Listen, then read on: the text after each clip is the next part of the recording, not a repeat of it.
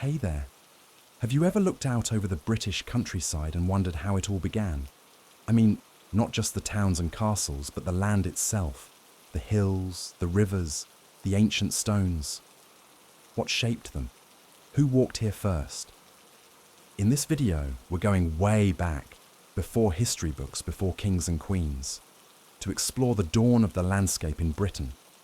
From the last ice age to the rise of farming, we'll uncover how nature and early humans carved out the world we know today. So, if you're curious about the deep story beneath your feet, stick around. Let's dig into the ancient roots of Britain's landscape. And if you're curious to dive deeper, I've linked all the sources and references in the description below. And hey, if you enjoy this journey through time, don't forget to like the video and subscribe for more stories from the ancient world. Before humans arrived, Britain's landscape had already been shaped over millions of years. Glaciers carved valleys, cliffs, and riverbeds. Volcanic activity left hills like the Lake District and Cornwall. During glacial periods, land bridges connected Britain to Europe, allowing migrations of plants, animals, and early hominins. Rivers like the ancestral Thames deposited fertile soils. Fossilized tree stumps in the Somerset levels hint at dense forests 400,000 years ago. While researchers continue to explore how isolated vegetation pockets evolved, Britain experienced repeated glacial and interglacial cycles. Ice sheets sometimes extended as far south as London, carving valleys and leaving thick deposits of glacial till. Meltwater formed channels and temporary lakes, and dropping sea levels exposed vast plains like Doggerland. One dramatic event may have been the mega flood breaking the Weald Artois chalk ridge around 425,000 years ago. Scientists debate whether it was a single catastrophe or a series of smaller floods. Interglacial periods brought warmer temperatures, flowing rivers, and flourishing forests. Fossils help reconstruct these changes and reveal how animals adapted to shifting landscapes. Britain's vegetation has always danced to the rhythm of the climate, shifting as ice advanced and retreated.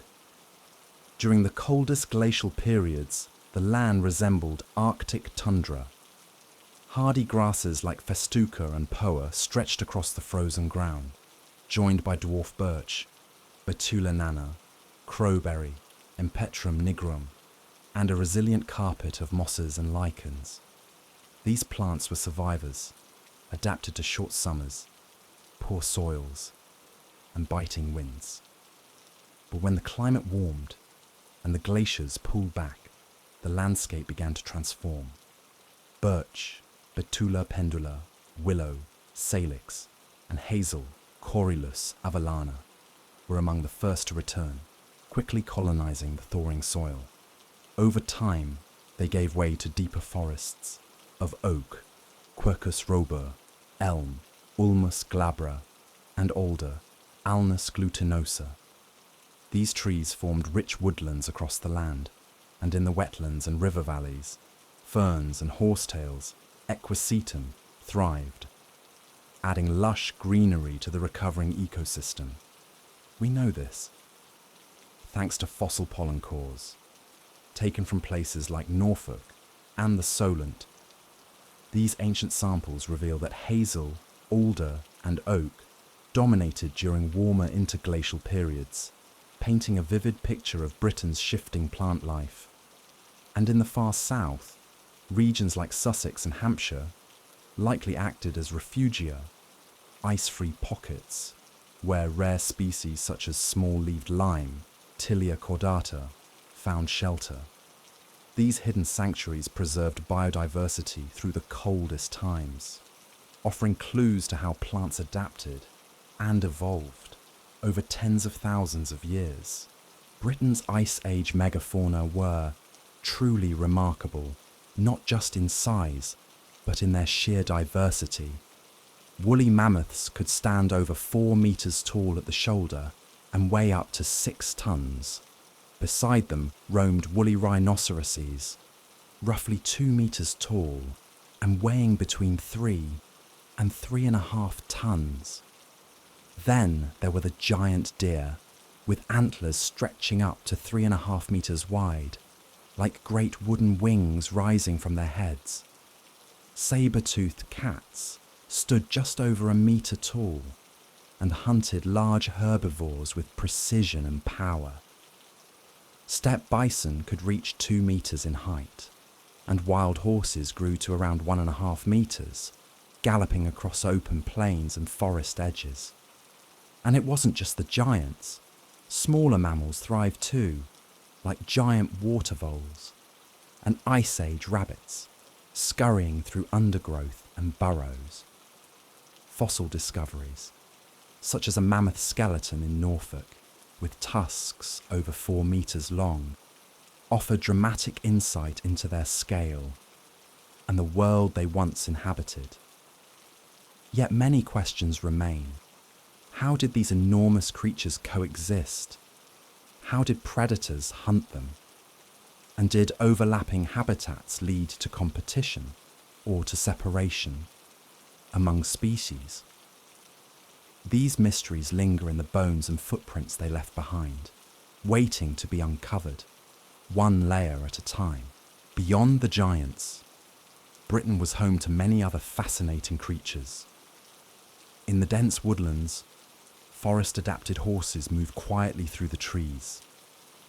In the open valleys, elk-like deer grazed in herds, their antlers rising like branches against the sky. Along the coasts, in later periods, birds such as the now extinct great auk gathered in colonies, nesting on rocky shores and diving into cold northern waters. In the wetlands and shaded pools, frogs and salamanders thrived, finding refuge in the damp, sheltered corners of the land. Even the smallest creatures left their mark. Insects, preserved in ancient sediments, reveal ecosystems far more diverse than we once imagined. Fossil beetles found in East Anglia suggest that summers, at times, were warmer than we thought. These tiny clues, locked in layers of earth, help us piece together a world long gone. Together, these remnants of ancient life paint a picture of intricate ecological networks, a web of species, habitats, and shifting climates. And yet, much about their interactions, their adaptations, and their stories remains a mystery still unfolding. Refugia, ice-free pockets of land, were crucial during the coldest phases of the Ice Age. In southern England, places like Sussex and Hampshire, and along river valleys such as the Thames and the Severn, plants and animals found sanctuary when much of Britain lay under ice. Wetlands and lakes became vital habitats for birds, fish, and amphibians, sheltering life in the quiet corners of a frozen world. And as the glaciers began to retreat, these species spread outward once again, recolonizing the land and reshaping ecosystems as they went. In Wales, sheltered valleys and upland fringes may have offered refuge too, nurturing hardy plants and small mammals, while meltwater carved new rivers through the hills. Further north, in Scotland, the ice lingered longer, but even there, pockets of life clung on along the western coasts and in lowland areas that escaped the full grip of the glaciers. Fossil pollen and ancient seeds show how vegetation responded dynamically to these climate shifts, changing, adapting, evolving as the environment transformed. These refugia may have acted as natural laboratories, where species experimented with survival strategies over thousands and thousands of years. Britain's Ice Age landscape was alive with movement and shaped by the delicate balance between predator and prey. Large herbivores roamed the land, mammoths, deer, and bison, grazing across open plains, river valleys, and forest edges. And where there were giants, predators followed: lions, hyenas, and wolves stalked these herds with patience and power. They hunted in packs or alone, using the terrain to their advantage. Smaller predators fed on rodents, birds, and amphibians, playing their own role in the web of life. These interactions weren't just dramatic. They shaped migrations, influenced vegetation, and helped maintain ecological balance across the land. In the south, places like Sussex and Norfolk reveal fossilized footprints, snapshots frozen in time, offering rare glimpses into these ancient encounters. In Wales, upland valleys and wooded slopes may have sheltered deer and wild horses, while predators prowled the ridgelines and riverbanks. Scotland's lowlands and coastal plains, especially in the west, likely supported bison and elk-like deer, with wolves and big cats navigating the rugged terrain. Even now, scientists continue to explore how hunting strategies, pack behavior, and seasonal migrations shaped Britain's ancient ecosystems. Each fossil, each footprint, adds another piece to the puzzle, a story still unfolding beneath our feet. Fossil sites offer rare windows into Britain's deep, pre-human past. In Sussex, the site of Boxgrove preserves extraordinary remains, fossils of giant deer, ancient rhinos, and even early human footprints, dating back around 500,000 years. Further north, in Oxfordshire, Stanton Harcourt holds layers of fossil pollen, leaves, and waterlogged tree trunks, a quiet archive of ancient forests and shifting climates. Along the Thames, river terraces reveal glacial deposits and long-lost lake beds, traces of a landscape shaped by ice and meltwater, by flood, and by time.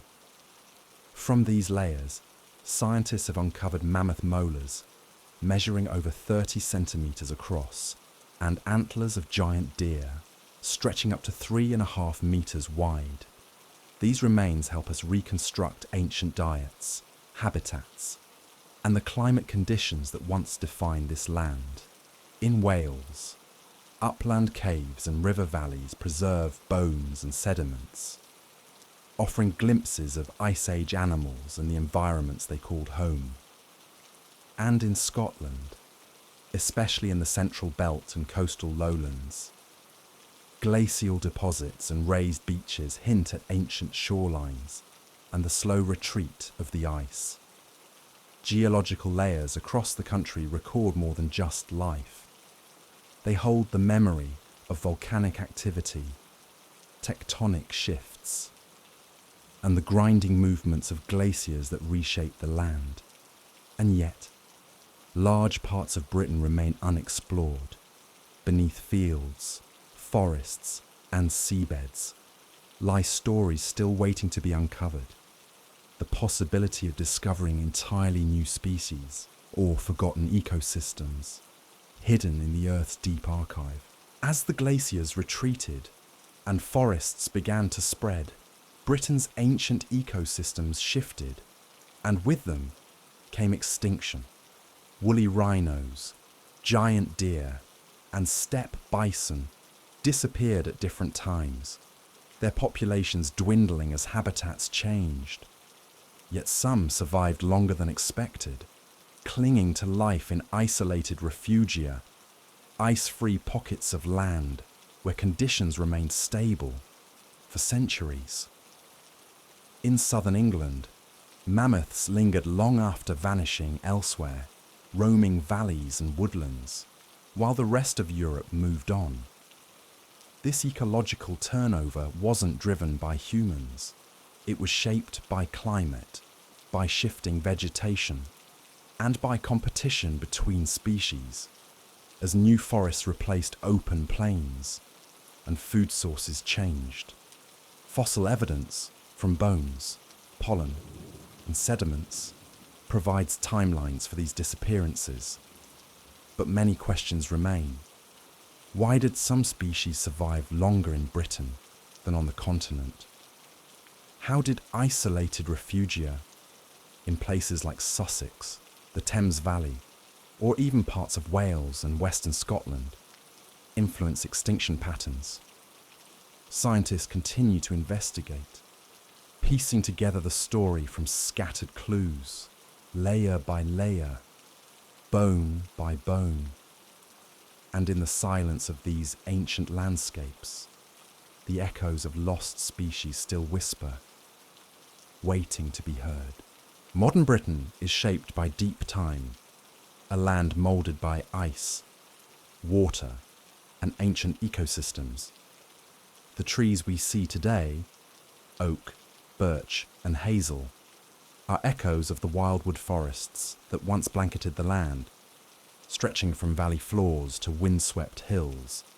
But one of the most remarkable features of Britain's ancient past now lies beneath the sea. Doggerland, a vast, low-lying landmass, once connected Britain to mainland Europe. It stretched from the eastern coast of Britain, across what is now the North Sea, all the way to Denmark, including the shallow ridge known as Dogger Bank. Between 10,000 and 7,000 years ago, as glaciers melted and sea levels rose, Doggerland was slowly swallowed by the sea. Then, around 8,200 years ago, a massive underwater landslide off the coast of Norway, known as the Storegga Slide, triggered a tsunami. It likely devastated low-lying areas, sweeping across the last remnants of this lost world. Doggerland wasn't empty. It likely supported Mesolithic hunter-gatherers, people who fished its rivers, hunted deer and wild horses, and crafted tools from flint and antler. Barbed harpoons, stone blades, and other artifacts recovered from the seabed reveal how these early humans lived and how they adapted to a changing world. As Doggerland disappeared beneath the waves, it reshaped migration routes, influenced culture, and altered settlement patterns across northwest Europe. And while much has been learned from submerged landscapes and fossil finds, the full picture of Doggerland's rivers, lakes, and forests is still slowly emerging. It leaves us with a haunting glimpse of a lost world beneath the North Sea. Britain before humans was a land of ice, rivers, forests, and giants. A dynamic world whose stories continue to unfold through the evidence left behind. And that's it, the beginning of Britain's story, written not in words, but in stone, soil, and sky. The landscape isn't just scenery, it's memory, a living record of everything that came before us, shaped by ice, fire, water, and time. Thanks for joining me on this journey into the deep past. If you enjoyed exploring the roots of Britain's landscape, please give this video a thumbs up and hit that subscribe button. It really helps the channel grow and keeps these stories coming. If you'd like to explore the science behind Britain's story, from fossil finds to ancient forests, I've included links to all the sources in the description. You'll find maps, research papers, and museum collections that bring these ancient worlds to life. Until next time, stay curious and keep looking beneath the surface.